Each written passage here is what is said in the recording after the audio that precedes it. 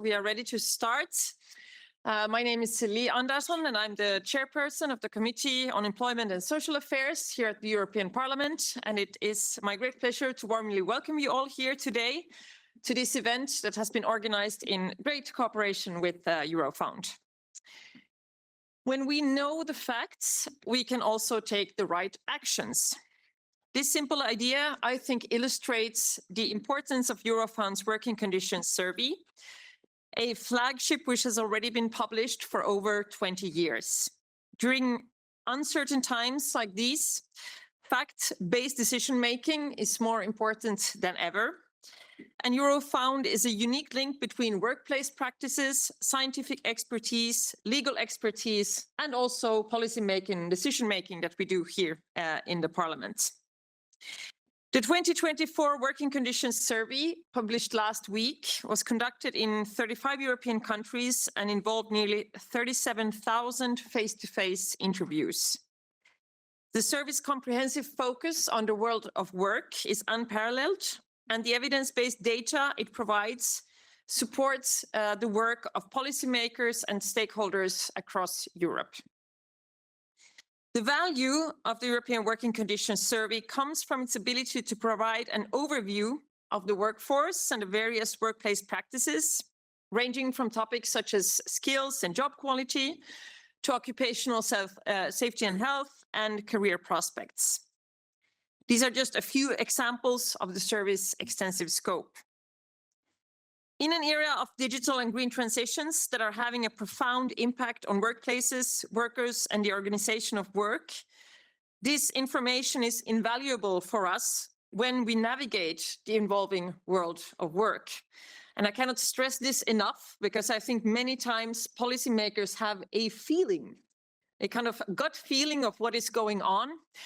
But we also need to be very careful to check that the data actually also supports what we think is happening in the labor markets.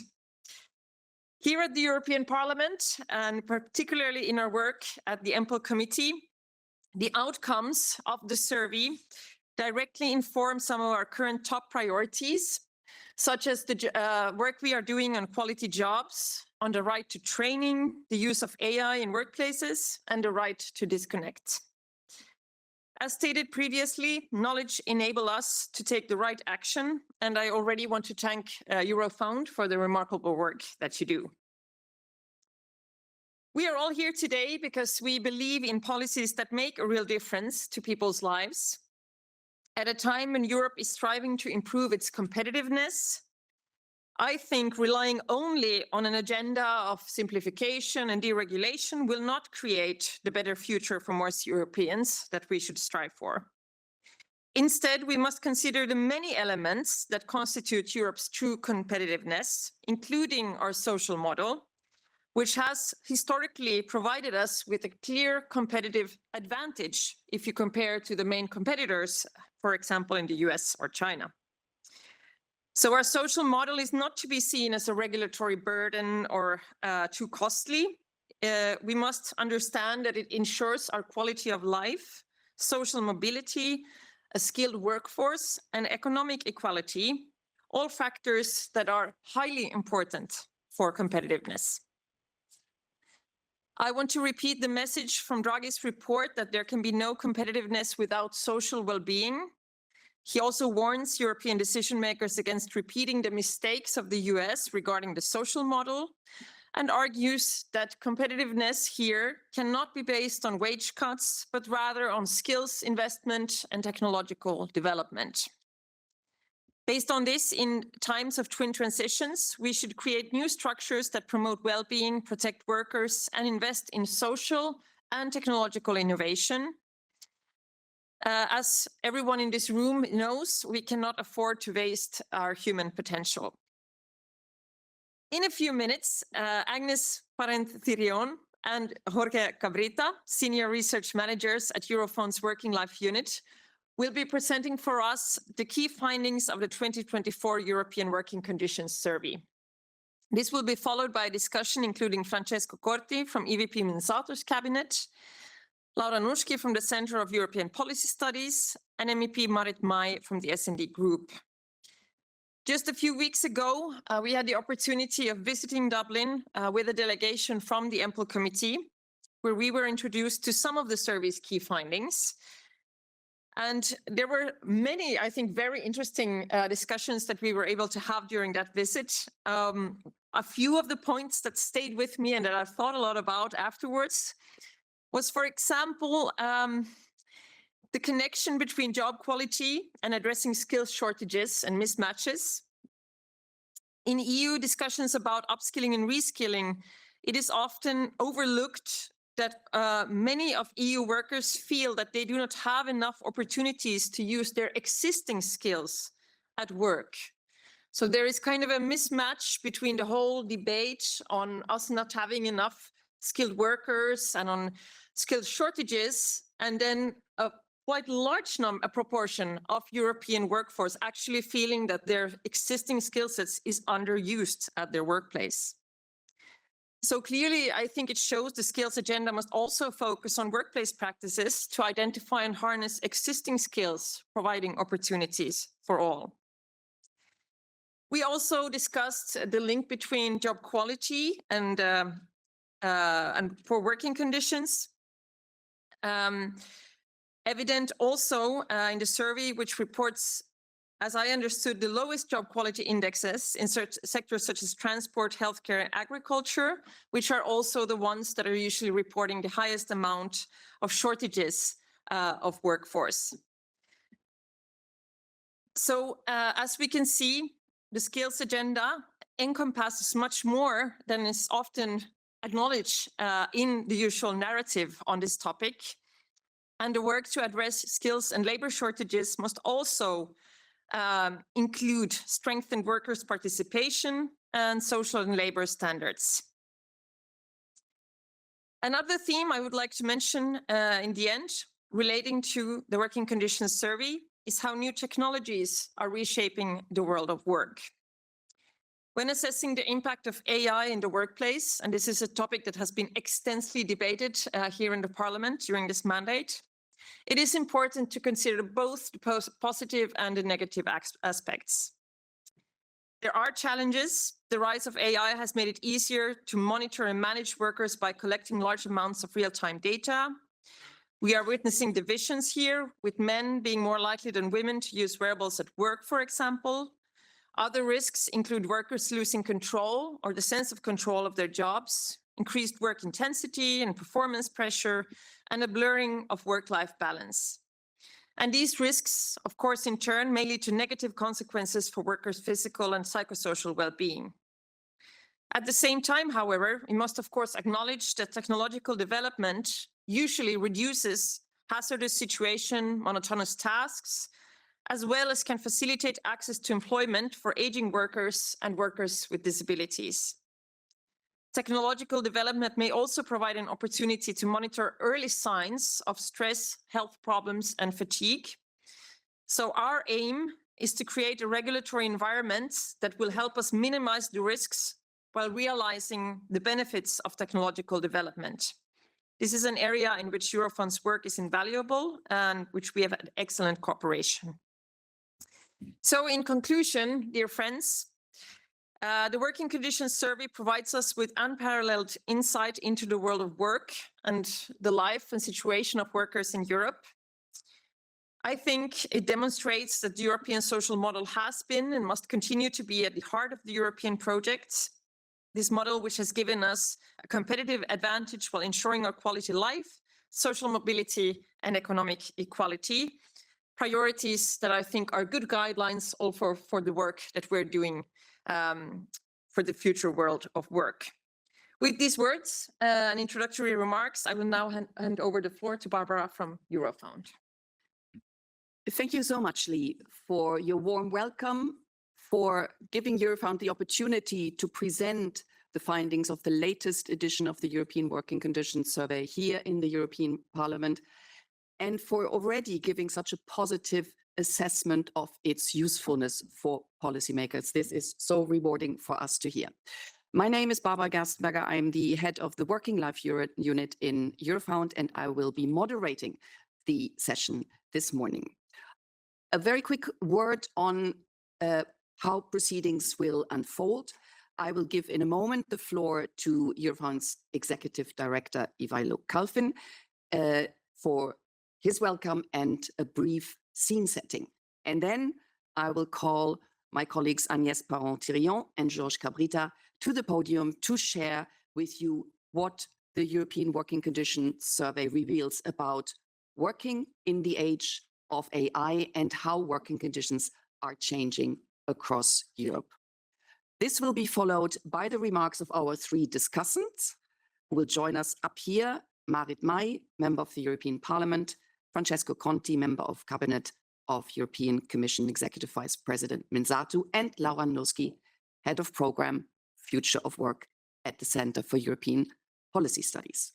We will then open for your questions to the presenters and the discussants, so take notes and get ready.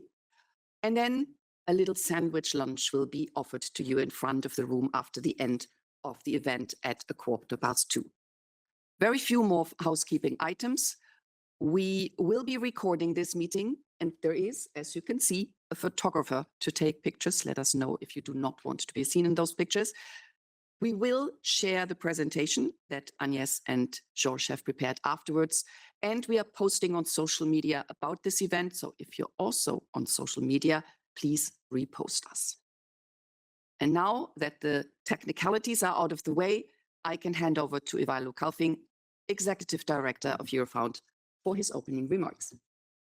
Thank you very much, Barbara, and thank you very much, Li, for the hosting this event and for the very nice and indeed rewarding works that you said about Eurofound's research. Actually, this is one of these events when I'm very proud of what we have produced. And I think that's a very good example of efficient and impactful use of public resources that Eurofound is, as a public body, is spending. Why? Because this is a very unique survey that we are presenting, and this is unique in several dimensions. It is unique in terms of span. You have all EU member states with the same methodology, absolutely comparable. You have Norway and Switzerland that are included. You have Western Balkans with a little bit more simplified questionnaires. You have some countries that asked us to go into more details and deeper in order to build their national policies on the survey. This is something which doesn't exist elsewhere.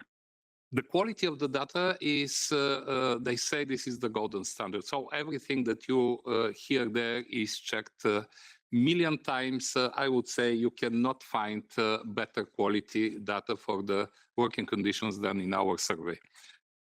We are practically setting standards in terms of methodology. This is a survey which is representative, it is cross-border, it's probability-based, and it's a large-scale survey. And you're going to hear from my colleagues, 38,000 people responding to more than 120, was it 120 questions? You can imagine the amount of information that you have with this particular survey. So that's something unique. And also what I would like to mention, this is our 8th survey. We started early 90s. So with the working conditions surveys of Eurofound, you can see the development and how the working conditions in Europe and the work of your work developed in Europe over the last more than 25 years, nearly 30 years. I spoke to a Bulgarian journalist last days about the surveys, saying exactly the same things, how important it is. And she was very interested, but she said, oh, that's very nice to have. But now there are other priorities in the European Union. I said, what are the priorities? The priorities are the war in Ukraine, the war in the Middle East now, the prices of energy, all these issues that are very much on the agenda of the policymakers. Okay.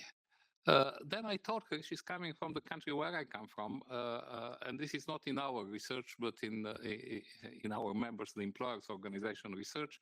Only the sick leaves due to burnouts in Bulgaria cost about 300 million a year. And this is a country where psychosocial risks seem to be not the highest ones. Then if you look at the estimates of Eurofound, and I'll give you some figures, not from this survey, because I'll leave this to the colleagues, but the cost of the gender gap in employment in Europe is around 390 billion a year. The cost of the needs of the young people not at work or education is about 153 billion euro a year. So these two already make 3.5% of the European GDP. And lots of it can be explained with the working conditions and the work of work. If you want to find the answers why you have the gender gap in employment, why young people are not working fully, why you have sectors where you have very clear and I would say painful for the employers lack of staff and of workers. This all finds the answers in the working conditions survey because it has to do with the attractiveness of jobs, the quality of jobs and the possibility of people to choose jobs that they find attractive. And this it has to do with the labor shortages, which is a very hot topic across Europe, but also it has to do with the retention rate, especially for young people that are very much prone to start a job, then very easily to change, to jump to another job, etc., which is also a problem for the employers how to retain them. So if you want to speak about that, it has a very clear economic measure. Not to say about other impacts that are sometimes difficult to be measured because you have different national methodologies. What I mentioned, the cost of medical leaves, for example, and a large percentage of them are due to the working conditions, or the cost to the labor force, the labor shortages that I mentioned, or the cost of the delay in digitalization when we speak about increasing use of digital tools. And when we speak about skills, and Lee is absolutely right, I mean, that's not a very simple issue. It's not that we train some people and they're okay working with the new digital tools and with the artificial intelligence. No, this is, I would say, change of the mindset. Because what we see, for example, with this survey in the field of digital, the digital technologies so far are not destroying, they're creating additional jobs. Net. There are few jobs that are indeed destroyed. But for the moment, the whole evidence is that you have a creation of job with the digital technologies, including with the artificial intelligence, which is contrary to what some people say in 5 years' time, all economic activities are going to be much more efficient done by AI. At least we don't see it in practice. But what we see is that you have a change of the tasks. So the jobs are there, but the tasks that are expected to be performed are changing very rapidly. So it's not about just skilling or reskilling or continuously reskilling. It's about mindset. It's about mindset of the workers. It's about mindset of the employers. And you have to see it through the lens of what is happening at the workplace. And the conversation is very important. And that's why I very much appreciate that the Employment Committee in the Parliament is also very much involved in the use of AI. This is not to use or not to use AI. This is how to use it in order to bring the maximum benefits and profit. So when we speak about competitiveness, I didn't mention this word, but all this brings to this particular word. The working conditions have a direct link with competitiveness of the European economy. And indeed, as Lee said, the European social model is unique. Europe is an attractive place for highly qualified workers. They would opt to come to Europe than going to other places in most of the cases. But also, if we zoom into the working conditions, which is part of this social model and part of this attractiveness, you see that there are plenty of questions that could find their answers in our research at Eurofound. And eventually that could affect policies not only at national level. And when we speak about job quality, you don't need to have legislation necessarily. You indeed need to have understanding. It goes beyond salaries. It goes sometimes with collective agreements, and here there is a strong call of the social partners. But it also affects company practices. It affects mindset and mentalities at company level. There are things that don't cost money and investments, and you can make the job and the work much more attractive there. And if you wonder why, then with the working conditions survey and the report on that. So I'm not going to speak more about that because my colleagues are going to present it, Agnès and Georges, and I would like to thank them and all of those that have been working for 3 years now, or more than, no, 4 years probably, for this particular edition of the Working Conditions Survey, because that's a continuous work indeed. I mean, to get to this quality, there is lots of work which is involved there. And I hope that this is going to be a useful session, and that's going to create your appetite to go further on the website of Eurofound, or to contact us if you are interested in some more details and see a wealth of information and analysis and data. Thank you very much.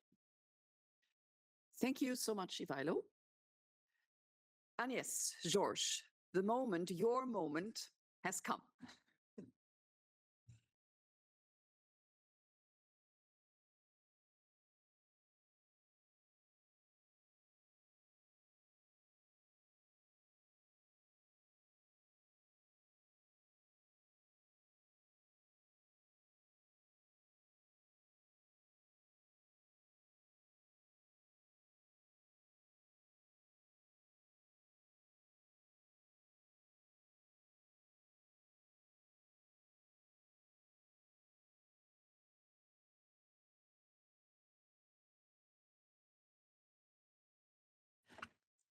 Hello, everybody. Thank you very much for being with us today. We're extremely pleased to present to you the results of our the EWCS survey.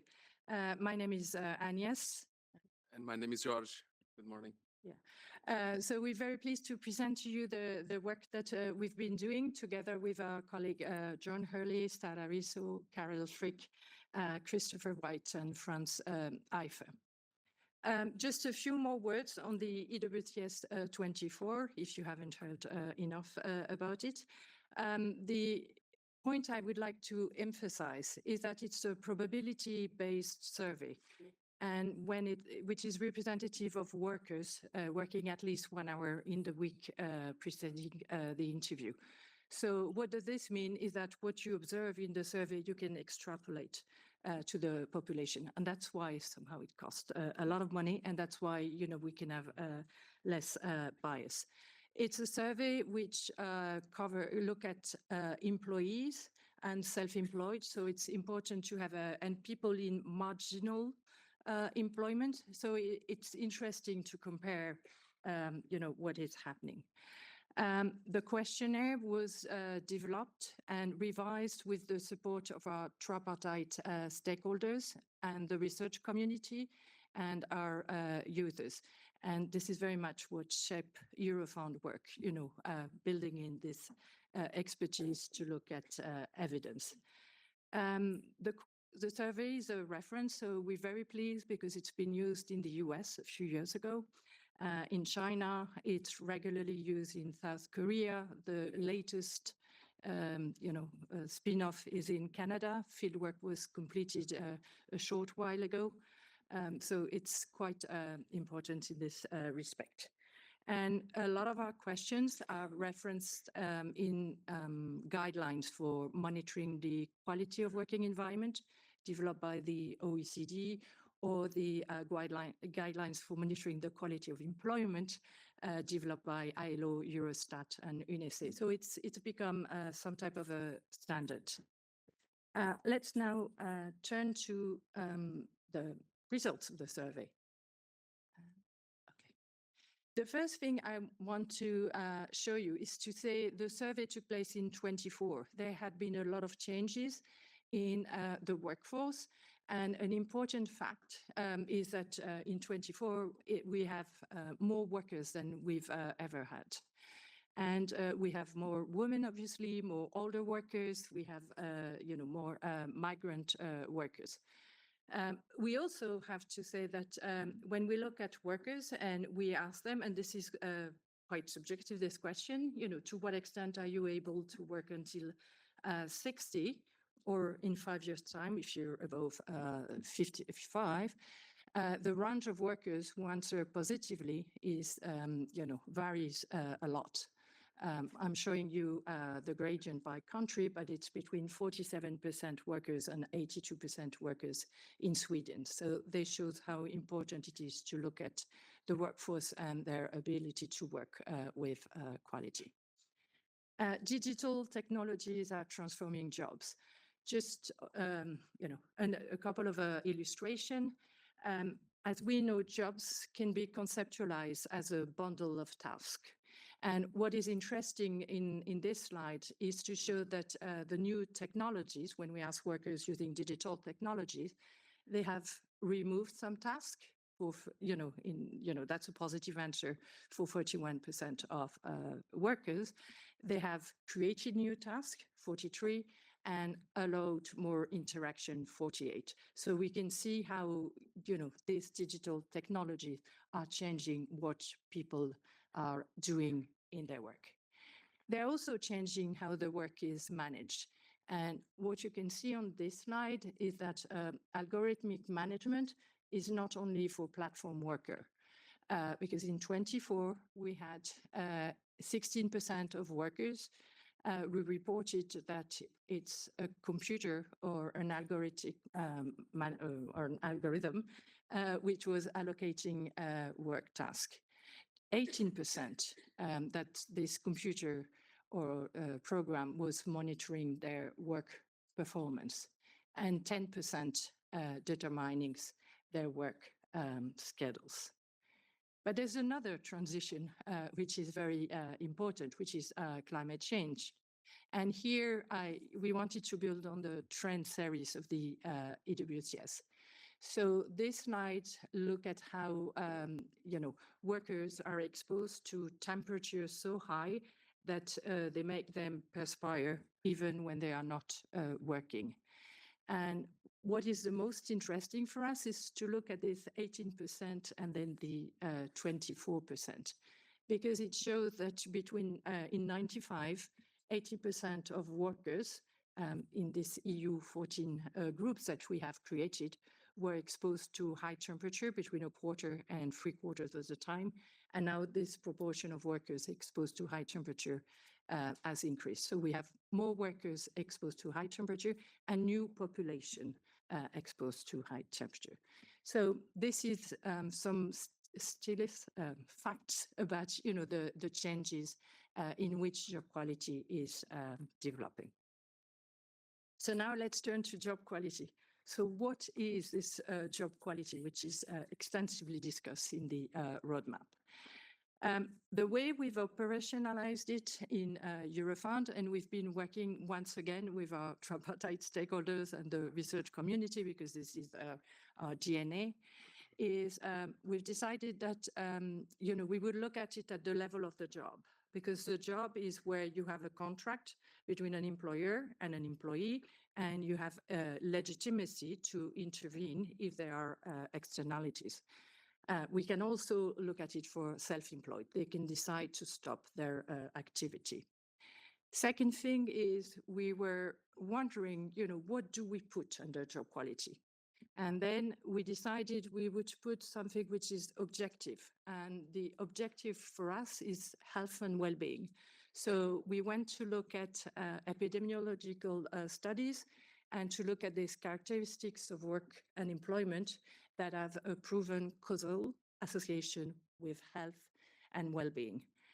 And then the other thing was, but there's many things, and there are things that entail risk for your health, but there are things that support your health and support your ability to work. So we decided, let's put this all together.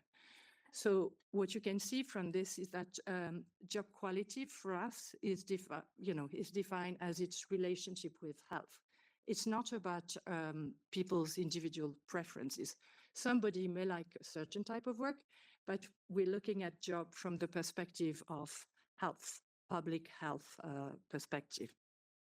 Then the other point is we know job quality is multidimensional, because when you do all this work, you realize there are many things that matter for the health and well-being of workers. So we decided to collapse this dimension in 7 dimensions. And so we have clearly earnings, And it's important to know that the correlation of earnings with a lot of this job quality is not very high. That's what multi-dimension means. You need to look at all the dimensions. Working time quality, which is quite easy to understand. Prospects, which looks at job security, but also career prospects and what we've called working conditions prospects. Skills and discretion, we've discussed it. It's about being able to learn while you're working, to use your skills, and then to make the companies, your colleagues, benefit from your skills. And the other dimensions are work intensity, so it looks at the rhythm of work, social environment, which look at how nice we can work together, we support one another, no violence, and finally, physical environment, which I think we are quite clear about this. And how have things changed over time, Georges?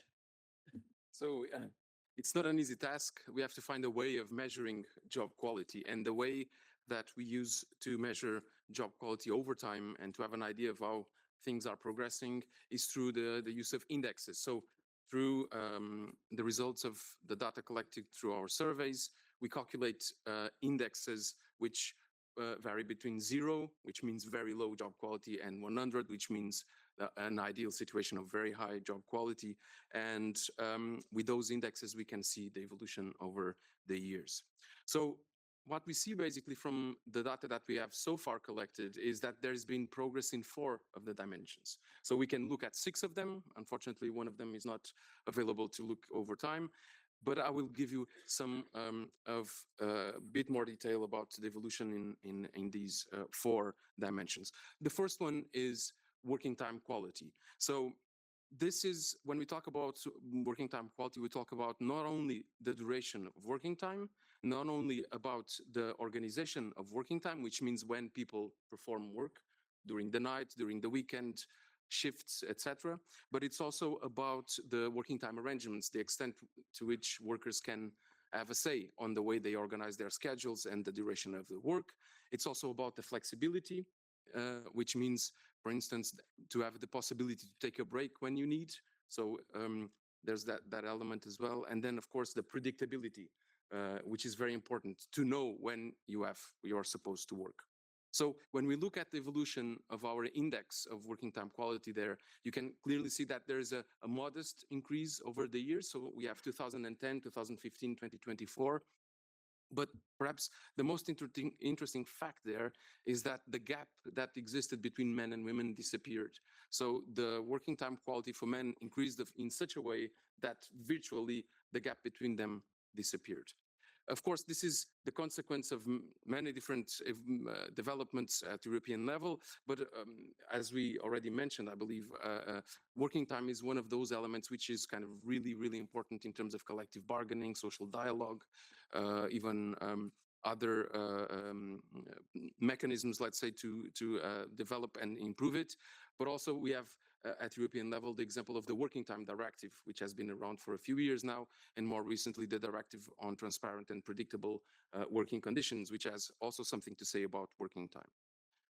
If we move on to the next index, in this case we are talking about prospects, and here we include aspects such as the employment status, because we know that the type of contract has an impact on workers' health and well-being, but also the career prospects, the job security. So knowing that you're not going to lose your job anytime soon is also an important element. And of course, this idea of prospects on working conditions, which has been an element more recently introduced. When we look at the evolution over time, again, our lines there of our index over the years show a very, very significant progress over time. This progress is both significant for men and for women. And if you look at on the right-hand side, the results for men and women, you can see that the gap is still there. Prospects in 2024 are still better for men than for women. Again, this is one of those areas that has been widely discussed, for instance, in terms of discussing and bringing more clarity to the conditions that are associated to the different types of employment status and contracts. When we move on our list of dimensions, and if we look at physical environment is one of those that are perhaps at the origin of some discussions and debates at European level in terms of also social dialogue. And it has been around for many, many years in terms of creating the conditions for a safe and healthy environment. And when we look at the evolution of this one in our, according to our data, we can see that the increase is very modest. It's a tiny one, but it's there. And it's a sign that things are going in the right direction. But again, here, we would like to draw your attention that the gender gap is still very, very wide.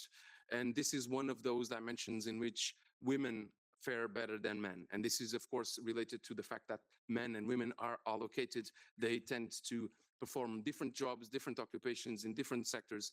And in this respect, this is a reflection of such gender segregation in our labor markets. It was already mentioned here several times. Skills and discretion is very, very important. This is one of perhaps most important dimensions in our set.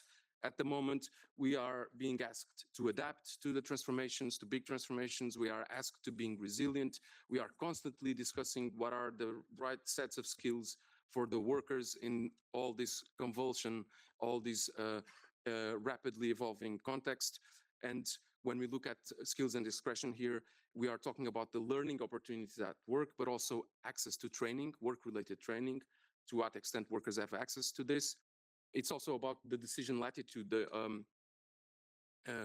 discretion that workers have in allocating and performing their work. The order of their tasks, for instance, and the methods they use to do their work is also included here. And then another element which I'll develop a little bit more, which is organizational participation. So the extent to which workers participate in important decisions at work. Again, here, the incline of our lines there is pretty much steep. It's a good sign. So job quality in this case is showing us a very good, very positive development. And again, unfortunately, with a little bit of a gender gap in 2024, where men score better than women. But the question is everything, does this mean that all is well?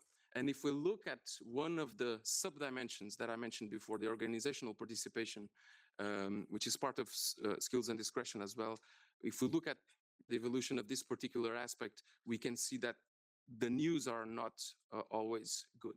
And in this respect, what we see through our data is that we are going back to the levels of 2010. So there was an evolution between 2010 and 15, but then in 2024, we are regressing to the past in this respect. So this is the extent to which workers are consulted in important decisions at work. They have the ability to influence important decisions, influencing their work, and they are involved in developing work processes as well. So a big challenge in this respect. And then if we continue through our dimensions, and work intensity is one that has been discussed also quite recently around the pandemic, etc. The fact that we are working in different locations, many of us are working from home, and work intensity is a very interesting and important indicator to assess what's going on in the world of work. And on this one, we are looking at not only the quantitative demand, so the amount of work that people do. We also look at the pace of work, so let's say the speed and the rhythm at which we produce our services and our goods. And this has to do, for instance, to have our work dependent of a machine or of a boss or of some colleagues or even from clients, for instance. And the more determinants we have in determining the speed of our work, the more complicated the work and more demanding the work becomes. And of course, not only these aspects, but also a very important one, and I will explain you why, which is the emotional demands. So the extent to which workers are exposed to excessive and kind of emotionally demanding situations. In this case, work intensity has been kind of stabilized overall between 2015 and 2024. There was a slight decrease. And actually, if we look at the blue line, which represents men, their situation improved a little bit, whereas the situation for women actually decreased got worse. And this is result of the fact that of what I mentioned already of the gender segregation. Women are more exposed to emotional demands than men are. And then the final element, the final dimension is social environment. And again, here we have a very interesting development. So things are going well for men again, but not so well for women. And again, here it's a reflection of the gender segregation in our workplaces, in our labor markets. And here the issue is mostly to do with adverse social behavior. So women are more likely to be exposed to things like bullying, verbal abuse, sexual unwanted attention, and related subjects. And this needs to be accounted for. But so far, we have been talking about averages, about means, about aggregate numbers that give us an overall picture. And what our data also shows is that behind these averages, there are important pieces of information for policymaking. So we know, and we have seen already, that gender, job quality varies according to gender. It varies according to age. It varies according to the origin of the workers, regardless of the country where they are in. It varies according to the occupation they have. It varies according to the sector. And if we take the sector example very briefly, because it was already touched upon, and I'm going to give the two of the same examples that were mentioned here already, health and transport. These are sectors which are sometimes severely affected by labor shortages. And if we look at the information about job quality in these sectors, we can see that health, for instance, scores last in terms of work intensity, which means that work intensity is very high in this sector, the highest of all the sectors. And they have also scores which are relatively low in terms of earnings, in terms of working time quality, in terms of physical environment. And then transport. Transport is one of those sectors which accumulates a number of poor scores across the board in terms of job quality. And here we're talking about scoring the worst, the worst across the sectors in terms of prospects, working time quality, in terms of skills and discretion, and social environment. So, of course, these are, let's say, our guidelines. We have information enough to know where we should intervene. But the question is, how can we intervene, right? So we have legislation, we have collective bargaining, we have social dialogue, we have company practices and initiatives. But there's one element which we cover in our survey as well, which is very, very important to improve working conditions. And that element is what we call collective voice, which is the extent to which workers, employees have access to either formal representation at the workplace, such as trade unions, works councils, for instance, or other elements such as occupational health and safety delegates or representatives at the workplace. And the good news here is that most workers in Europe, fortunately, they have access to one or more of these things that I mentioned. But the bad news is that in 2024, 21% of them still have access to none. So there's 1/5 of the workforce which have no access to collective voice. So they have no say in regards to their working conditions and job quality. And as we can see there in the chart, this varies according to the sector. So fortunately, in some sectors, this share is very small. Public administration and education, we are talking about less than 10%, but in commerce and hospitality and in agriculture, the shares are much larger, 1/3 or more of the workforce. But then this leads us to another question, which is, why should we improve job quality? We do have a roadmap towards quality jobs. So why should we improve job quality? The evidence show, that job quality has many benefits. The benefits are for the worker themselves. The benefits are also of relevance to companies and the organization which employ the workers, and they're also for the European social model. So statistically, and this is not us telling you, this is a good thing, a good portion, please drink it. This is just what the evidence tells you. It shows that job quality is positively associated with health and safety at work. It's associated with well-being and less absence and presenteeism, which is working while sick. It's positively associated with work-life balance. It's also positively associated with meaningful work, which is very important for people's quality of life and well-being. But it's also, and this is very highly relevant, obviously, for companies as well, as positively associated with motivation, motivated to give my best performance. Engagement. Engagement is a psychological construct of well-being at work.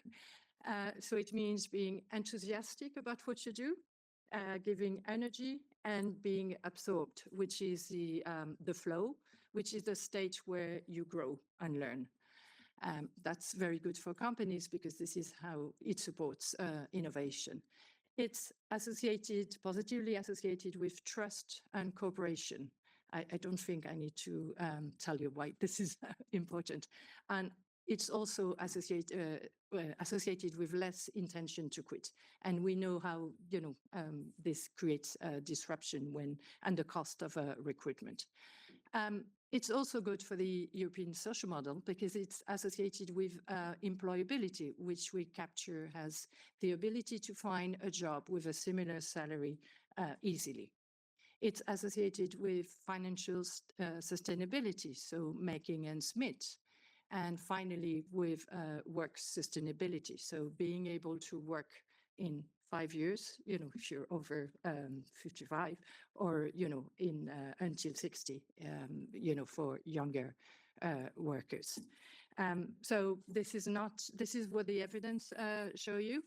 And what are the key takeaways we would like you to take? It's important to continue to monitor, working conditions and the working environment, because digital technologies and climate change are transforming our jobs and how work is organized. Despite improvements in job quality, the benefits are unevenly distributed. Job quality is multidimensional, and most jobs, and I think this is really positive news, combine positive features, but with areas for improvement. So you can start from the data to look at, what is the issue and what can we do with it. There are various ways to improve job quality. Social dialogue is clearly, one of the instruments to do so. And not all the improvements in job quality costs money. And finally, better job quality benefits both workers, companies, and support the European social model. Thank you.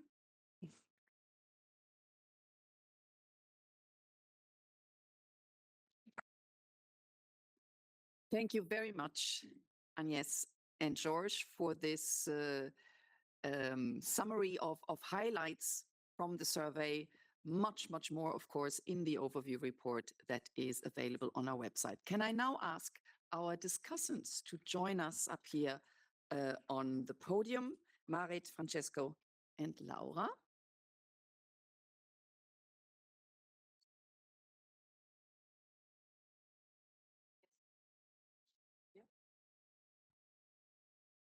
Can you?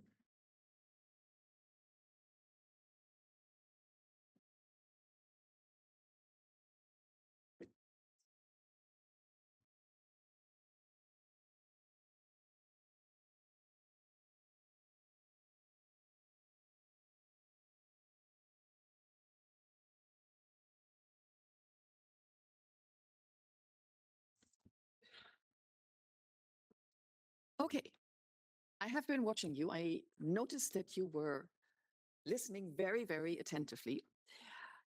A few questions. Francesco, if I may, I will start with you, and just to remind the audience, you have it here on the screen as well. Francesco Corti is a member of Executive Vice President Minsatu's cabinet. Francesco, I think there was a lot of light when it comes to job quality that Agnès and George talked about, but also some shadow. From the perspective now of a policymaker, what strikes a chord there? How can the evidence that the survey provides inform policymaking? Maybe you can kick us off with that question.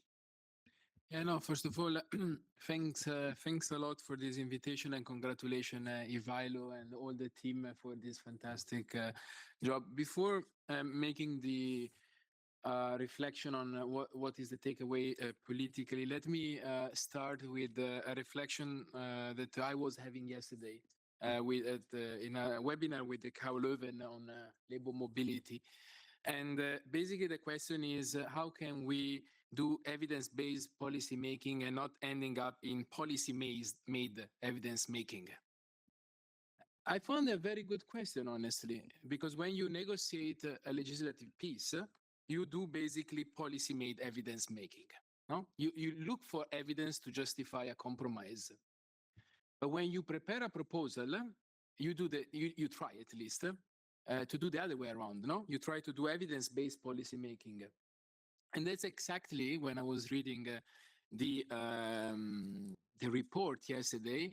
That's exactly what I was thinking about.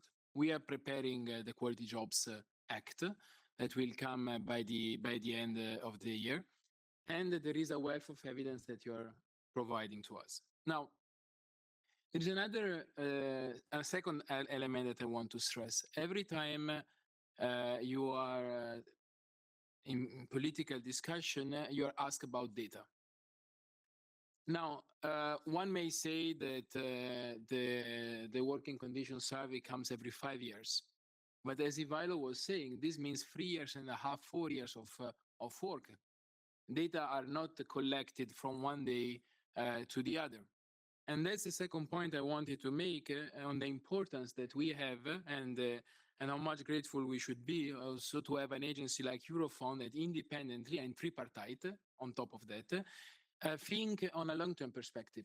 Data are not collected within one day, and evidence is not collected within 1 day. So that's the second thought that I had when reading your survey, which is, of course, unique in terms of comparability, in terms of time series, because it starts, we have seen the slides on a comparison on 3 waves, but we could go back to the 90s. And what makes it particularly special and different from LFS or USILK is exactly the worker focus, not the individual, not the household, but the worker focus.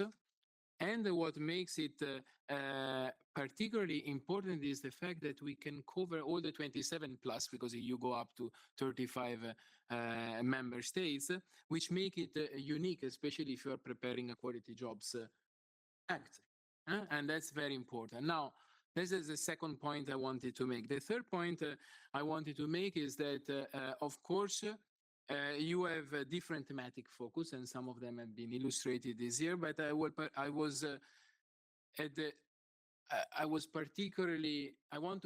to stress the fact that the underpinning element of your analysis is a definition. And that's not to be underestimated, because when we got quality jobs in the mandate and even in the title of the executive vice president, the first question is, what is quality jobs? And except for Eurofound, to my knowledge, there was not other agency or other institution that had a bulletproof tripartite definition of the dimensions of quality jobs.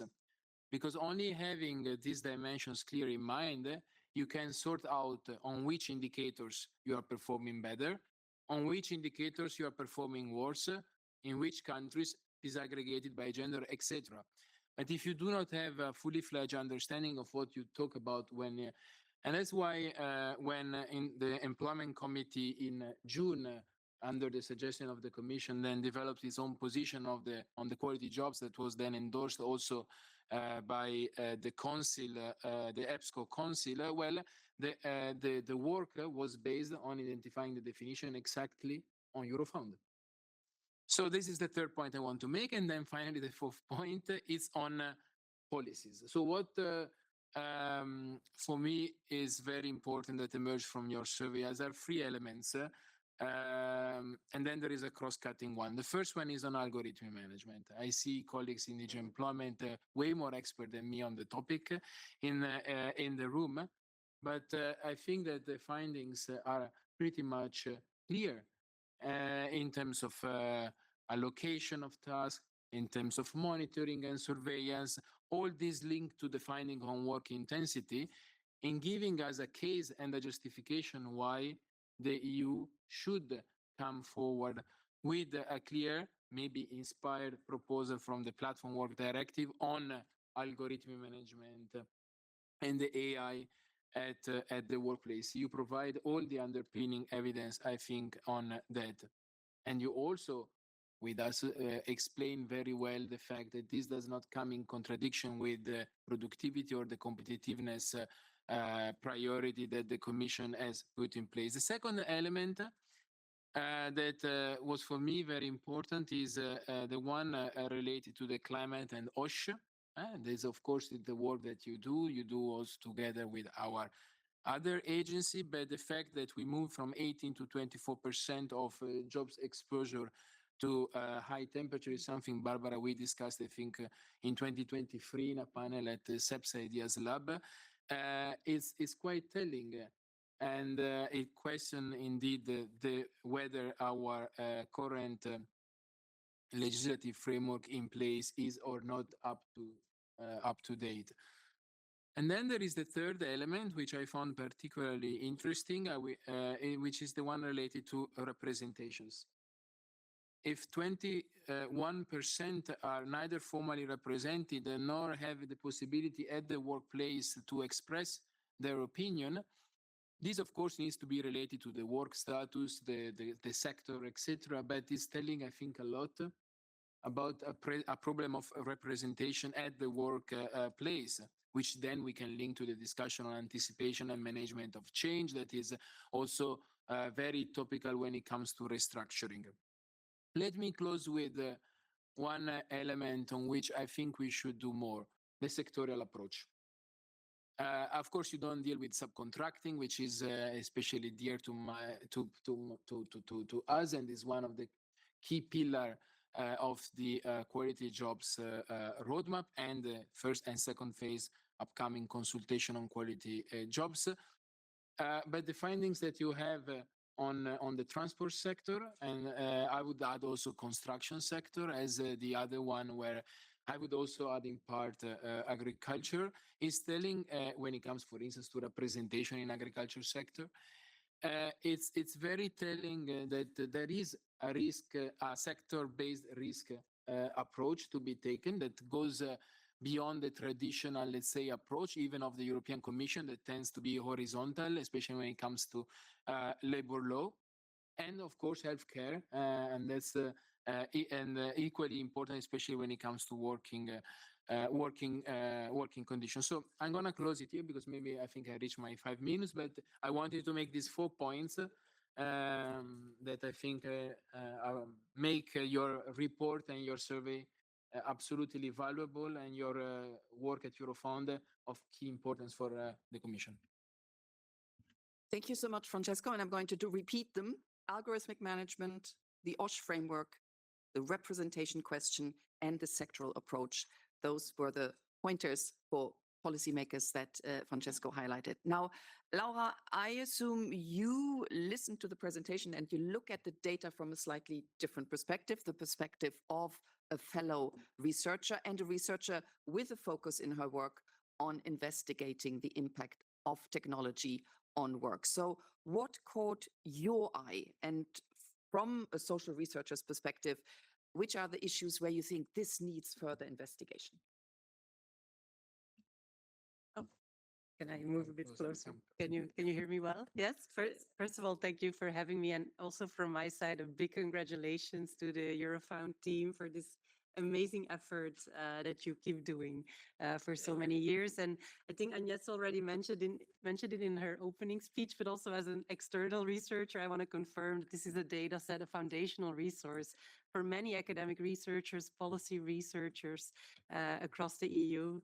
And it's a global standard setter, basically, in data collection on working conditions. So congratulations. Yeah, so indeed, I work on the future of work, and technological change is a big part of that. And your data contains many interesting sets of questions on how technology is impacting the workplace. Of course, there's the question on computer use, which you've been tracking for a long time. It's at an all-time high. So technologies are spreading, but we see a polarized pattern, right? So the report mentions that 40% of workers use computers all the time, while almost a quarter never uses it, right? So there's a large polarization. And then this wave, you've added many questions on new technologies at work, like cobots and wearables and generative AI, all super interesting, very worth exploring. If I can encourage the researchers in the room, because of course the report can only have some descriptive analyses at this point, but there is such a wealth of data there that can provide causal analyses for years to come. So I highly encourage researchers to do it. But even in the descriptive statistics, you can see a lot of interesting patterns. For example, when it comes to generative AI use, there's this contradictory finding that women are more likely to use computers, but less likely to use generative AI, for example. And then there's all of the questions on the impact on the task level, whether tasks are created or destroyed, and whether people are being managed by algorithms. All of that will impact the way job quality will evolve in the years to come. And one important aspect that it has been a bit of a running thread throughout this panel so far, but I also want to highlight it's not only about who is using these technologies in which sectors, but how they use it and how it links to their work and whether they have a say in how it is adopted. And the reason why this matters is that we know from the wider literature that if workers are involved when technologies are adopted, or even before that, when companies start thinking about adopting technologies, if you take in the workers' perspective at this point, it leads to better job quality outcomes for workers. And now at this time, when AI is being rolled out or is starting to be rolled out across Europe, this is a channel that we need very much. The problem is, and you've seen this on the slide before, that the indicator on organizational participation has declined. So these questions are you being consulted before objectives are set? Are you involved in process improvement? Do you have influence over decisions? These are all back to the levels of 2010, right? So this is a setback of 15 years, basically. And yet the formal structures have not been eroded. I mean, you do point that some sectors have low formal structures for representation, but on average, these formal representation structures have not eroded. So the questions on, is there a trade union or works council present? Do you have regular meetings to express your views? They have either stayed stable or increased. So this is quite contradictory to me. So on the one hand, the formal channel is still there and even growing, but the substance of the channel is thinning, right? So the substance, the matters that are being discussed in these formal structures are weakening. So that's a question to the room as well. How can we make the substance of this consultation grow stronger again? And I want to pick just 3 empirical observations from reading your report to substantiate this a little bit on why this matters. And actually, Ivailo mentioned this also in his opening statement, regulation can only go so far, right? You have these other channels that impact job quality. And you can see this very clearly in the country analysis of the job quality indices, where the biggest gaps are. The report mentions that the gaps between member states are actually closest in the physical environment and the working time dimensions. And that's because we already have these directives in place that exactly target those dimensions, the working time directive, the framework directive on occupational health and safety. So they have achieved what they meant to achieve, meaning by bringing all member states more or less up to the same level. But the largest gaps that the report documents are in the skills and discretion index, where there's a 24 percentage point gap, and the work intensity index that has a 15 percentage point gaps. And these 2 indices are very hard to regulate with directives. They are results of the way the work is organized inside the firm. So directives can set basically the boundary conditions of work, on safety, on employment, contractual conditions, but they cannot reach inside the organization and change the way the work is organized. For example, in the skills, there's a section on learning opportunities where it shows that people who work in teams, in autonomous teams, have more learning opportunities. Well, that's exactly an example of how the way the work is organized influences the job quality outcomes and the skills and discretion levels. But you cannot set a directive that makes companies organize themselves in teams, right? Maybe a practice that you can help stimulate, and that at the level of the workplace, there can be some dialogue about it. So that's the first empirical data point. If you look inside the skills and discretion index, there's also this country analysis that kind of supports this claim. You can see that, for example, in the Nordics or some of the, what they say, the continental coordinated countries, you can see that these higher levels of autonomy or of cognitive demands go hand in hand with higher organizational participation, right? So these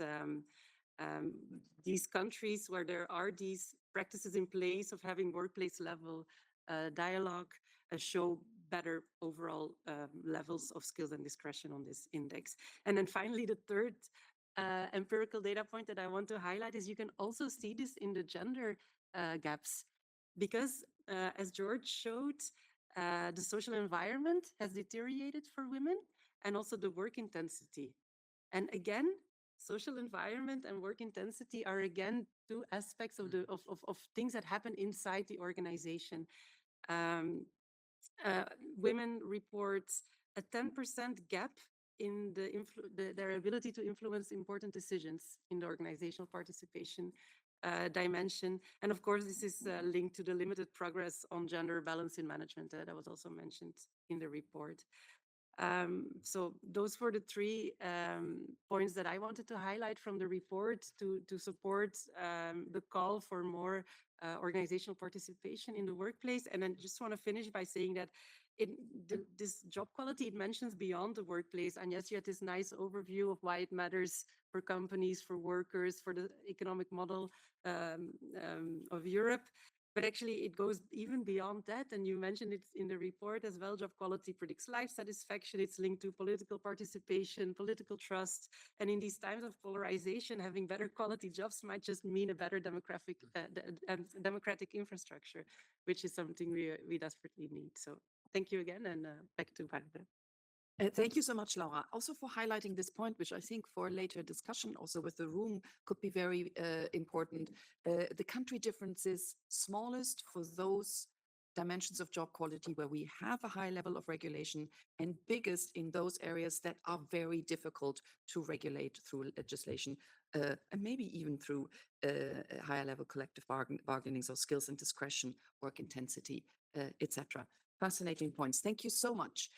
We're moving back, Marit, to the perspective of the policymaker, in this case, a member of the European Parliament, with, I think I'm allowed to say that, a track record of pushing gender equality issues to the fore. And we heard quite a bit about gender equality, or rather gender inequality, when it comes to these different dimensions of job quality. So when you listen to it, would you consider this the most pressing issue to be addressed, those gender differences? Or were there other issues that rang even louder alarm bells? Thank you very much. And I would like to also thank you for your, for your report and the research, which is really profound and very helpful, I think, for our work here in the European Parliament. We've had the pleasure of visiting your offices in Dublin just 2 months ago, and I think it was really good to go in depth there and work with you and listen to what all the different researches that you do, which we need here in our European Parliament for our policy, because like Francesco said, we are not politicians looking for proof for our work, but we need to know what is going on in society to then base our policy decisions and our ideas on. So it's very good that we know that we have these facts. I know it's society more and more works on the feelings and know what the belly says, but I think it's very important that we need to have these facts and to make sure that we do our policies also based on the facts, and your work is really of great help there. So let me, many things have been said already, so maybe I can stay within the designed 5 minutes or even less. I think it's important to underline, and I think the gender gap is probably the worst thing that we have, because it means that 50% of our population has less access to, to employment, but also to good employment, to quality employment. And I think Ivailo said it in the beginning that the gender gap also results in a gender pay gap of, I think you said, 390 billion euros a year, which is, of course, an astonishing amount that we could use in our society, but also women and families could use when we would have more equal pay, when we would have more equal participation and more equal possibilities in the workplace. But we see what was said also before by Laura, that the participation of women is often in certain sectors where you have job intensity. I know that there is, of course, sort of the COVID bend, and we know that the job intensity and the jobs that women did during that period, the ones in education, the ones in health, were the most important jobs that we have, but they are still not so well appreciated in our societies, and definitely not so well paid in our societies. And they bring a lot of intensity. And I think it was also mentioned by you in the research, the way that you communicate with your customers or with the people that you work with has changed, and also brings intensity there. So I think that's really a very important element also to highlight, and that it has also to do with the social environment in which women work. It is probably linked also to the element which I think is very important, is the element of workers' participation, which has also been mentioned. Because good work and good working conditions can only be developed with workers' participation, with participation of those that know what's going on. And we have seen it improving and then declining again. I think that's really a very worrying signal. And it's also a worrying signal because workers' participation, of course, is also facilitated by a number of laws and regulations that we have. And we know that the main feeling in this parliament and the main feeling in the European Union right now is, if we want to stimulate our economy, we need to cut red tape. And cut red tape means less regulation, less rules, and basically also less rules and less regulation for workers in our economy. Which again would exacerbate the problems that you have already seen.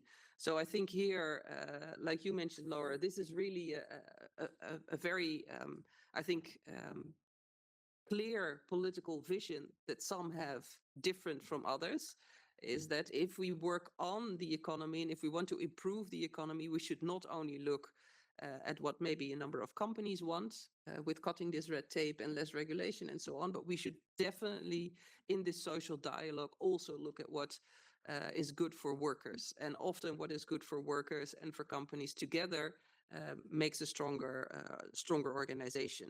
So there, I think this is really an element that we have to focus on. And a third one, maybe linked to this, I think Francesco called it, the sectoralization of certain problems. But I think if you look at the lack of workers' participation in a number of sectors, which was, if I noted correctly, agriculture, construction, hospitality, and transport, we see that these are the sectors that have the highest levels of labor migrants. And I think it is not a surprise that there is a link between the quality of jobs. I think transport was the lowest, together with health, in your sectoral approach. There is an obvious link there between the way in which labor migration, but also subcontracting under various numbers of layers takes place in these sectors, that has a result on the quality of the job in the sectors, and that has also a result on the way in which workers can participate in these sectors. And this also comes back to political choices that we make, political choices about how we support labor migration. And of course, it's super that we can migrate within the European Union and go and work somewhere else. You guys with the Eurofund, of course, are not all from Ireland. So you also have migrated to Ireland to do your work. I migrate from the Netherlands to Brussels to do part of my work, which is good. but we are under very good conditions in this work. And many labor migrants in the European Union are not under very good conditions. And I think we see that a business model which is thriving more and more within our society, within the European Union, especially if we're looking more and more to cutting red tape and to having less control over what is going on for workers, is these business models that thrive on low wages. And when they thrive on low wages, like the sectors that we mentioned, we see that more and more labor migrants are coming in to do this work and are ending up in very precarious positions. So I think this is also something that I take from your research, which is really important that we have to work with, and together with, of course, Commissioner Benzato, who is has quality jobs in her title, which is super important. We have to work on that. So this, well, is good information for us for policy choices in the future. Thank you so much. Thank you.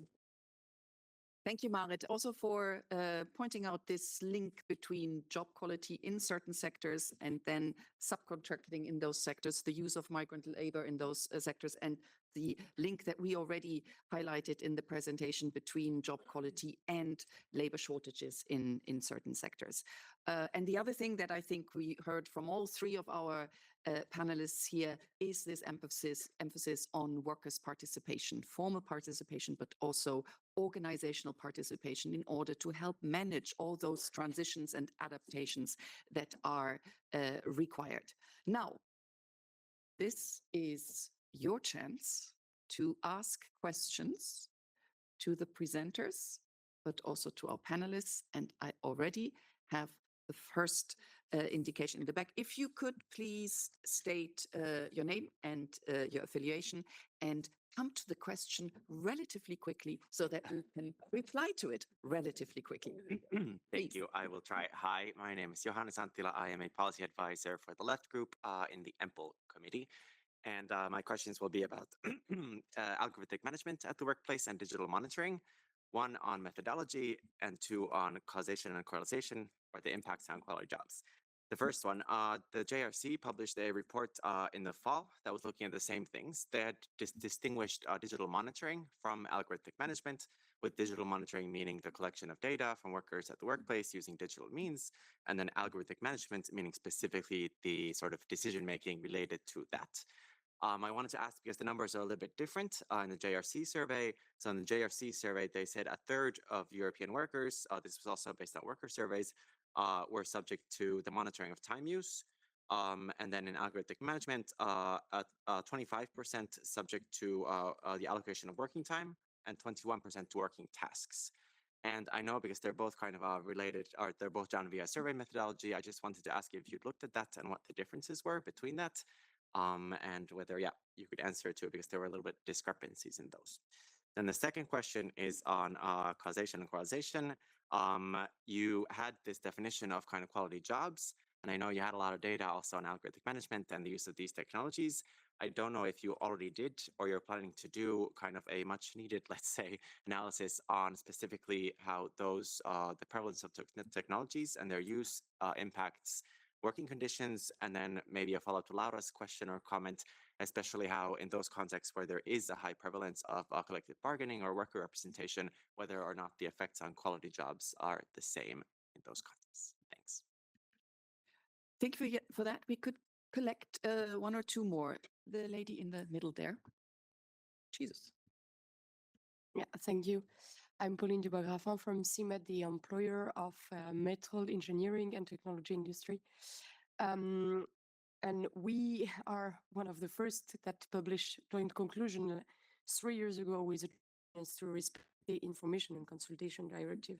And with the announcement, Francesco, of the proposal of a directive on algorithmic management or AI in the AI Act, I was wondering how I will explain to my members and companies which are now in difficulties that there is an AI Act omnibus, there is not the AI Act yet, and now we will modify again, and there is a new legislation. We are a bit lost, and also SMEs are more and more lost, and they even not have inside of the company, they didn't adopt AI tools. So if you have a solution, feel free. We take, yes, please, over there. So, thank you very much. Adam Oraleski from the European Federation of Public Service Unions. I welcome Francesco and also George and Agnes who was with us in our sector social dialogue. Maybe one early comment is quite interesting that you could put this survey into perspective, because if you look at the sectors which are the most stressful, the most labor shortages, you have transport and agriculture and health.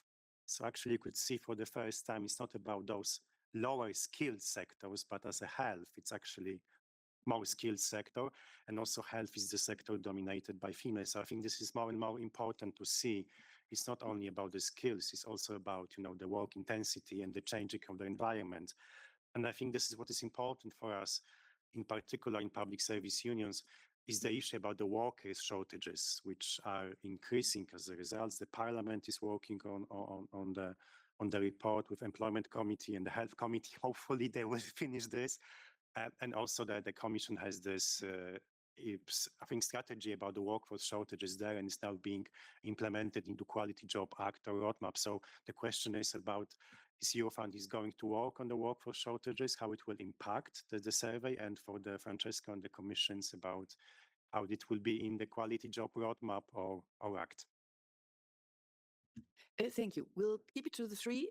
Otherwise, the people up here will have forgotten what you asked, but we will have time for a second round. The question on algorithmic management, the methodology more, and yes, will you go for that one? Thank you for your question. So I'm not directly working on the analysis that you're calling for, but this analysis is underway. And what I know we did is, because I'm a little bit involved from the job quality part, is we've merged now the data set by the GRC and together with the EWCS. It's a bit of a complicated exercise because one is phone, and then we have face-to-face, and it's not exactly the same time of the survey, but we will be able to draw forces and findings from these two very strong surveys with different focus, but some common points of interest. Then definition are a little bit different. Yes, this is an area which is evolving, and at the time when it was prepared, and this is different. Yeah, so the work is ongoing, and my colleagues Sara Risso and Dragos Alisketi will be very pleased to present the results to you. Thanks, Agnes. Francesco, will you take the question from CMET, please? It's always with pleasure. No, look,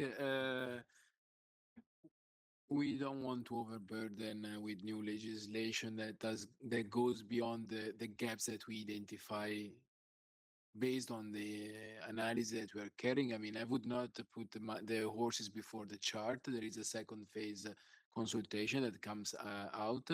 We are in consultation, as you know, both with employers and the trade unions. We do identify gaps still. There was a very good professor, I forgot the name of, in one of the meetings that we had, in which he said maybe too much regulation create confusion, especially for SMEs. So we should maybe introduce some clarity exactly with the idea of simplifying. So at this stage, I cannot go put the chart before or the horses before the chart or the other way around. It is in the second phase, as you know. We listen to all the social partners. We do believe after the first phase that there are gaps that are left in the AI Act, as it has been modified also, and in the platform. So let's look at these gaps that are still there, and then we see how to take it further. Sorry. Thank you. The question from the representatives of the Public Services Union on labor shortages and how we're going to investigate this further. I look over to my colleagues. Yeah. First of all, in the report, there is a section on, labor shortages, and we both carry, we look at the occupation experiencing persistent labor shortages, and we map their, job quality, so you can see it. And we're also working with Ella, obviously, who is very interested in the issue of labor shortages. They are publishing a report, I think, beginning of May, and we have a joint, article data stories about this. So clearly, from a substantive perspective, we see that in a number of occupations experiencing persistent labor shortages, it's not only skills the issue, but working conditions can be very challenging. And looking at how we can improve, for this, working conditions and job quality in this occupation is clearly of importance, because a lot of this occupation, they fulfill essential needs as we described them during the COVID, but they're also very important in the context of decarbonization. This is something, to look at. And we're doing loads of work on the mechanism and policies in companies to address that. Laura, please. Yeah, I know the question wasn't addressed to me, Johannes, but your second part of your question was about the causal relationship between algorithmic management and job quality and whether employee representation moderates that relationship. And the data has just come out. Like I said, there's only mostly descriptive statistics in the report. But what wasn't maybe mentioned yet is that this data is actually available now for researchers freely to download. So you can actually answer that question yourself. You can go and you have all the variables. And I would highly encourage everyone to take a look. But we will also present more in-depth analysis. So if you can't do it or don't want to do it yourself. We have time for one more round of questions. I saw somebody there, yes, in the back. And then Michael. Hi, Alex Conway from Flint Global. I'll keep it short. Agnes, you said algorithmic management is not just affecting platform workers. And Francesco, you said the Quality Jobs Act would be inspired by the Platform Work Directive. Are we going to extend the Platform Work Directive to all workers as opposed to platform workers? And at the risk of being cheeky, when is this consultation coming out? Thank you for the very clear question. And while Francesco, you can think about the reply. We have one other question here. Here, please. Actually, I have two questions. The first one is maybe to Mr. Corti, maybe to all of the panel. I'm very much impressed by the work you have done on job quality and on working conditions. But one element which I really feel is to stress is the role of social partners and social bargaining. We in the industry of agency work, temporary work and social partner for the sector, we very much welcome actions to strengthen social partnership. And we were wondering what can be done from the EU level to really strengthen good practice in the sector, in sectors at European level to develop voluntary bargaining in the sectors. Secondly, on labor mobility, we are about to publish a report on labor mobility within the EU in June of this year. And I think it's two elements which are important to improve job quality for mobile workers within the EU. The first one is compliance and enforcement, and the second one is about matching skills to jobs. And my question here is, to what extent is the skills dimension being covered in the quality package? One more. I'll try to be super quick. Wout West from the European Trade Union Institute. Thank you very much for the really interesting presentation and for the amazing work. We really love whenever the data comes out, so it's very fun to play with and super interesting. My question was now linked a little bit to what Laura hinted at with these differences in the job quality initiatives between countries and the variation, and whether that can be linked to policy. So essentially, I wanted to ask that question. We know that there's been convergence in earnings. From what I see in data, it's not so much in different job quality indicators. We still see these big differences between countries in how good the jobs are.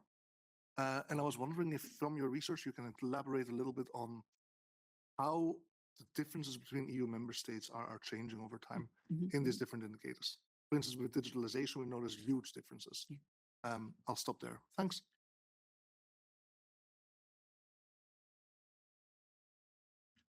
Thinking about the answer to that last question. But first, I think Platform Work Directive expanded to other workers, a very concrete question that I think only Francesco can answer. Oh, there is no answer because this would be the good thing of this is that I learned at the Commission that you can say we cannot preempt our proposal. That's a very sorry, I cannot answer to that, of course. But they can answer when the second phase comes out, which is in 2 weeks. But I want to answer on the fair labor mobility as the no, look, there is both, as you know, we spoke about that, but there is both the workers' protection dimension in the fair labor mobility package, which comes with enforcement of our colleague of ELA, of course, when it comes to joint and concerted inspection, and when it comes to digitalization and control of document with ESPAS. Then let's see what happens tomorrow in the trilogue on 883. I think we can have a lot of other emotions in the mobility package, but on skills that you have asked, there is all the portability part of skills. But let me just pass one message. We need to be careful. As much as the Commission wants to be ambitious and go for legislation when it comes to skills portability, both in unregulated profession, regulated profession, and procedures for qualification recognition of third country nationals, which is linked to what you were saying before, no? We need to be careful of not removing too many barriers that are actually important, especially in unregulated profession. I'm thinking about sectors like construction, where there are not regulated like smelting professionals or etc., where we can equiparate at the European level and the qualifications level. We can facilitate the recognition of the equiparation of qualifications level, but we cannot equiparate the content. And that's a little bit a thin line, because everyone loves mobility of skills, but at the same time, we need to respect some national competencies and regional competencies that are there exactly to protect workers when it comes to certification, etc. So this will be a core part to reply to your question, but it's a really delicate line that we are trying to navigate to avoid that the removing of barriers becomes a sort of jungle, also in kind of look like not controversial topic like skills mobility. Thank you, Francesco. Marit, you wanted to come in on this issue of collective bargaining and how to improve it. Yes, thank you. I think one of the issues that we have with collective bargaining is linked to less participation, but it's also linked to these sectors where there's a lot of stress, where there's a lot of people that work part-time. I think this is what happens with, for example, the gender gap and women working in certain sectors. And it has to do with the sectors that have a lot of labor migrants, because you see that there is sort of a spiral of less participation for workers in those sectors. And that spiral of also making less hours or working on different contracts makes it more difficult for workers to participate, and then participate also, of course, in a trade union and go to the next step and negotiate for your collective bargaining. So as long as we are, for example, with the minimum wage directive, there are targets for collective bargaining. But as long as we are organizing the labor market in a different way, it's very difficult also for the workers in those specific sectors to be able to participate in that labor market in the way that we would want them to participate, and also participate in collective bargaining. So I think we can have, I'm not sure who said it here at the table, we can have a lot of good rules and regulations and a lot of good directives also on the European level in place. But when we organize this labor market in such a difficult way for people to, next to their work, also be able to participate in how the work is organized, we are never going to come to the next step. So I really think that we have to look back at, of course, at the data, but also look at how it's being organized. And maybe there are some rules and regulations that we do not need to cut, but that we need to add to make sure that this is possible and more possible for workers. Thank you, Marit. The fascinating question of country differences when it comes to the job quality dimensions and how have they developed. George, did you?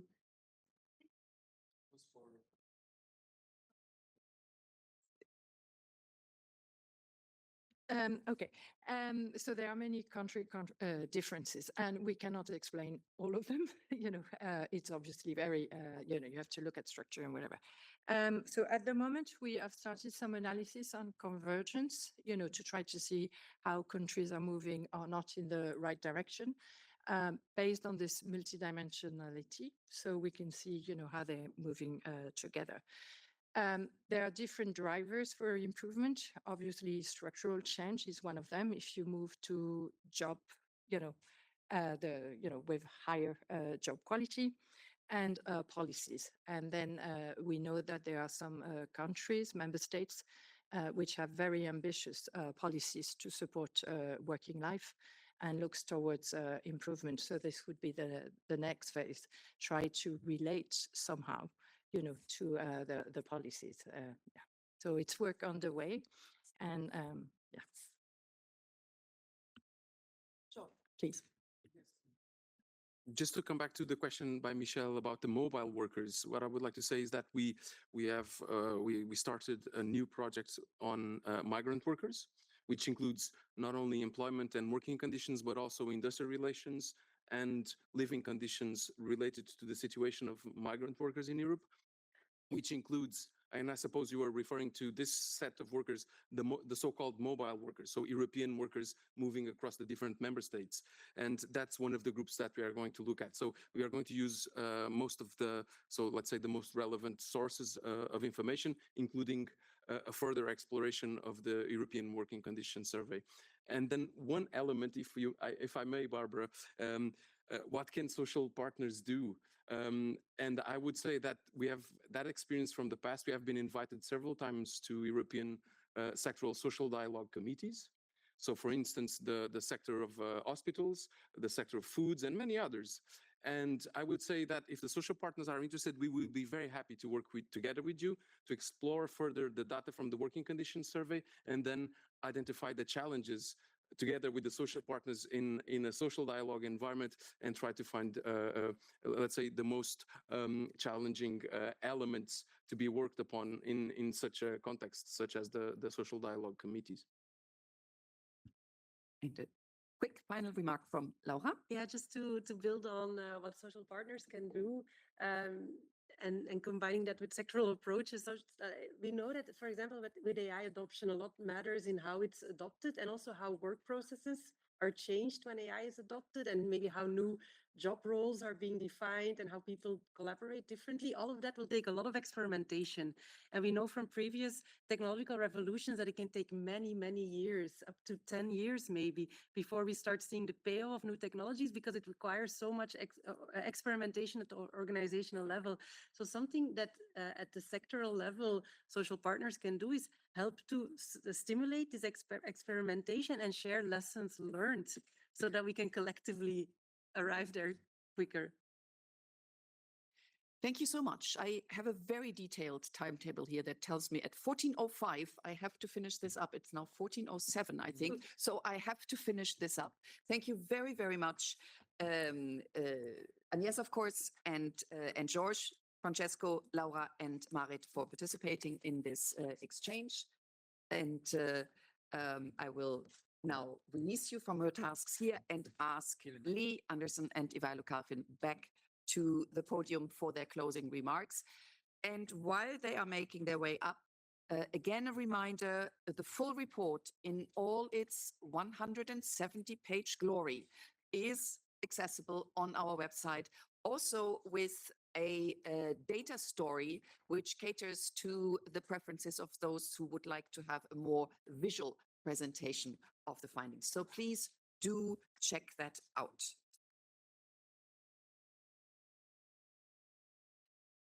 Ivailo first, and Lee will have the last word, if that's okay. As you say, Barbara, thank you very much. A very interesting discussion, and this is part of I'm absolutely sure, a very long discussion about the subjects which are covered in the European Working Conditions Survey. Actually, what Eurofound is doing with the research, this is to try to put the diagnosis on different social developments and social phenomena. The working conditions are certainly one of these social phenomena. Again, I would make the link with the competitiveness. I mean, competitiveness, we shouldn't lose sight on the most important. I mean, the whole purpose of, I guess, of all of us in the room, of all the institutions, European, national, local, whatever, is to improve the quality of life of the European citizens at the end of the day.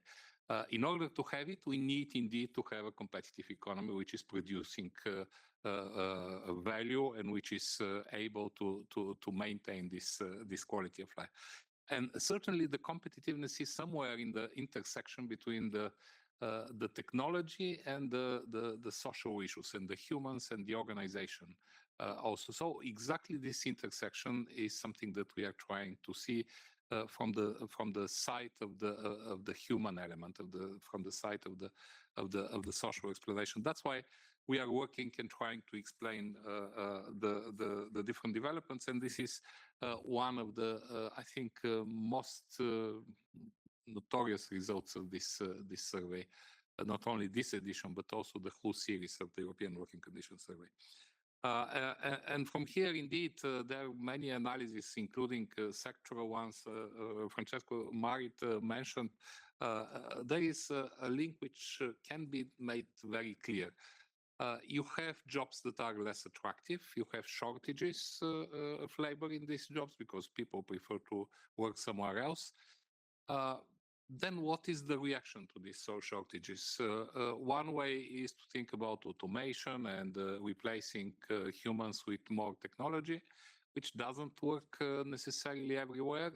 The other approach might be to try to find ways and to, if you cannot make the job attractive to the existing workers, to find workers that find these conditions attractive. And this is where you see all these processes of subcontracting, I mean, very sophisticated schemes of bringing workers from third countries on a short-term basis, because long-term migration means that you have to think indeed not only about the workplaces, but about these people moving for good with their families, that is housing, access to healthcare, access to education, etc., etc. So when you have lower quality jobs, I mean, normally the mechanism tries to find solutions, and sometimes these solutions are to try to further deteriorate the quality. And of course, somewhere in the world, there would be people that would be ready to work for that. The thing is whether this is acceptable for our model and whether this is not compromising the whole European social and work model here. And I would like to finish with the appeal of Laura, actually. Use our data. I mean, Eurofound is an EU agency. We are a public organization. The data is public. It's on our website. Whenever you can use it whenever you need, but you could also contact my colleagues that are working on it. Practically our work program for 25, 26 and 27 also, which is already pretty clear for us, is very much based on further analysis on the findings of the European Working Conditions Survey.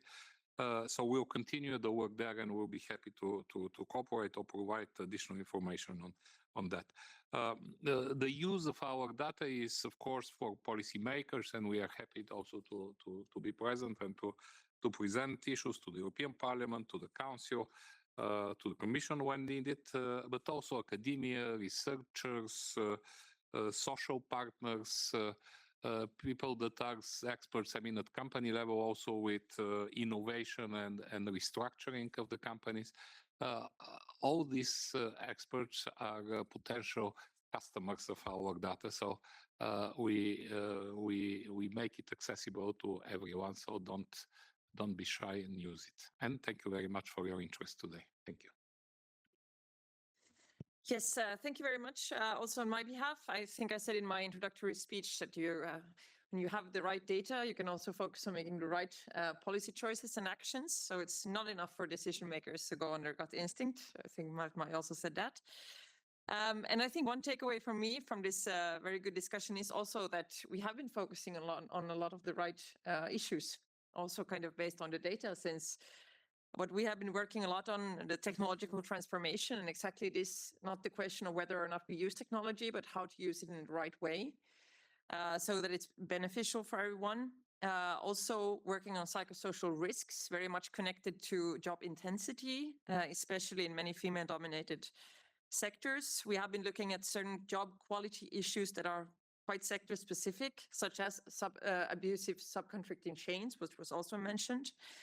And then this very big topic of representation and workers' participation, which I think is linked to many of the topics we have been discussing. We have been discussing it in connection and in the context of AI and algorithmic management on how to ensure workers' participation when new technology is introduced.